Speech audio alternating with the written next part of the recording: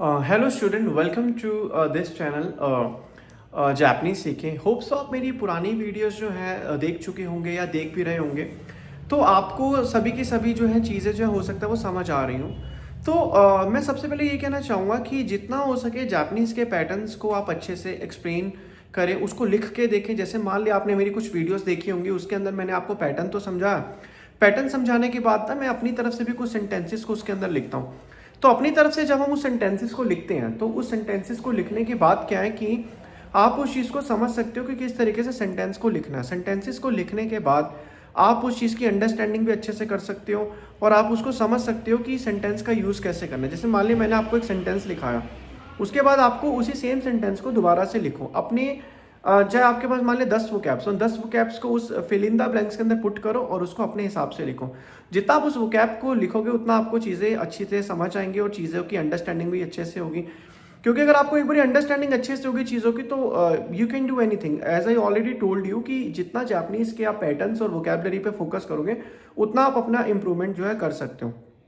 आप क्या कहते हैं, अलग अलग वेबसाइट्स पे जाके बहुत सारे सेंटेंसेस की फॉर्म भी देख सकते हो, पैटर्न्स को भी देख सकते हो, उन चीज़ों को समझ सकते हो, उन चीज़ों की बात कर सकते हो। तो उसमें भी आपको अंडरस्टैंडिंग अच्छे से हो जाएगी और क्लियर हो जाएगा किस तरीके से चीज़ों की बात करी है, किस तरीके से चीज़ों को समझाया गया। अगर आपको अंडरस्टैंडिंग अच्छी होगी, चीज़ों की एक्सप्लेनेशन सही से आपको समझ आ जाएगी तो आपको आपके लिए जापानीज़ बहुत ईजी हो जाएगी। क्योंकि मैंने फिर से बताया, जापानीज़ के अंदर एक ही चीज़ को बोलने के बहुत सारे तरीके होते हैं। अगर आप सोचो कि जापानीज़ हमें एक बार ही आ जाए और उसके बाद हमें बाकी सभी की सभी चीज़ें हम एक तरीके से करें, तो ऐसा बिल्कुल भी नहीं होता। जापानीज़ को बोलने के बहुत सारे तरीके होते हैं। एक ही सेंटेंस के, जैसे एक ही वोकैब्स की बहुत सारे मीनिंग होते हैं, ऐसे एक तरीके की जापानीज़ के अंदर फॉर्म्स बहुत ज़्यादा होती हैं। अभी आने वाले कमिंग वीडियोस के अंदर मैं आपको जापानीज़ की कुछ फॉर्म्स भी बताऊंगा। कमिंग्स जो वीडियोस आएंगी उसके अंदर आप देखोगे कि जापानीज़ की बहुत सारी फॉर्म होती है। एक ही तरीके को, एक ही चीज़ को बोलने के बहुत सारे तरीके होते हैं और उन तरीकों को जब आप समझोगे तो आपको अंडरस्टैंडिंग अच्छी से होगी किस तरीके से आपको चीज़ों को करना है या कैसे करना है।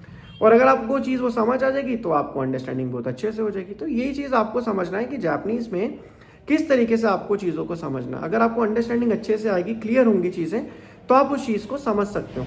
और अगर आपको वोकैब ही याद नहीं होगी या पैटर्न ही पता नहीं होगा कि इस तरीके से पैटर्न की बात करनी है और कैसे करनी है, तो आपको वो चीज़ समझ ही नहीं आएगी।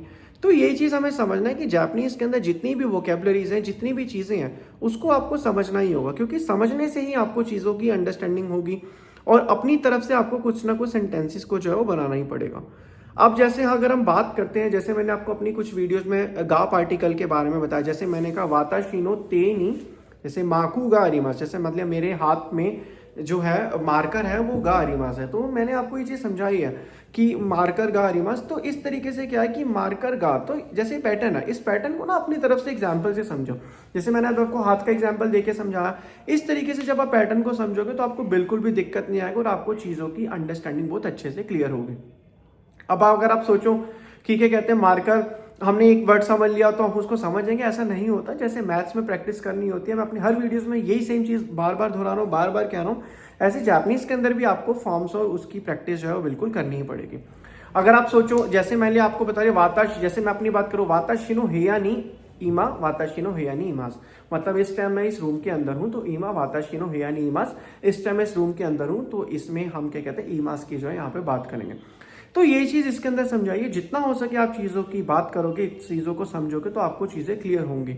अगर ऐसे ही छोटे छोटे सेंटेंसेस का यूज़ करके आप उसकी फॉर्म बनाओ, उस चीज़ को समझो, उस चीज़ से एक्सप्लेन करो, उस चीज़ को दिमाग में सेट करो, तो अपने आप ही चीज़ों की इंप्रूवमेंट वो अच्छे से होगी। अगर आप उस चीज़ को समझोगे नहीं तो वो चीज़ तो क्लियर हो ही नहीं पाएगी। तो ये चीज़ मैं आपको बार बार कहूँगा, जापानीज़ की जितनी भी पैटर्न्स है, जापानीज़ की जितनी भी चीज़ें, उनको सीखो, समझो और उनको उनको फोकस करो उस चीज़ पे। जितना आप उस पर फोकस करोगे, जितना आप उस पर मेहनत करोगे, क्योंकि देखो practice makes a man perfect. जितना आप लगातार अभ्यास करोगे, प्रैक्टिस करते रहोगे, उतनी चीज़ों की आपको समझ अच्छे से उतरेगी और इतनी चीज़ें आपको अच्छे से समझ आएंगी। तो बस मैं यही वीडियो में बार बार समझाने की कोशिश करता हूँ, जितना मेरे से हो पाता है। I try my level best, I am trying my level best. तो आपको जापानीज़, क्योंकि देखो सीखना या पढ़ना बड़ी बात नहीं होती, मेन होता है मोटिवेशन, वो बड़ी बात होती है। अगर आप मोटिवेशन अच्छे से सीख रहे हैं, चीज़ों को समझ रहे हैं, तो आप उसको अंडरस्टैंडिंग भी आपको अच्छे से होगी। तो यही चीज़ मैं बार बार कहूँगा, इस चीज़ को सीखो और समझो, इतना अच्छे से कर लो इस चीज़ को कि बाद में इसमें किसी पे भी कोई परेशानी वगैरह ना हो। तो ये चीज़ जापानीज़ के बारे में आपको बताना चाहूँ। होप्स आपको वीडियो पसंद आई हो। जो भी इस चैनल पर नए, चैनल को सब्सक्राइब करें, बेल आइकन पर प्रेस करें, और जो भी आपके दोस्त जापानीज़ लवर हैं, जापानीज़ सीखना चाहते हैं, एनिमेज देखते हैं, उनको वीडियो ज़रूर शेयर करें। होपफुल इनको जो है उनको ये वीडियो के माध्यम से जो वोकैबुलरी की अंडरस्टैंडिंग अच्छी होगी, उनको चीज़ें समझेंगे। बाकी आपसे मिलते हैं नेक्स्ट वीडियो में। Bye bye, take care, sayonara.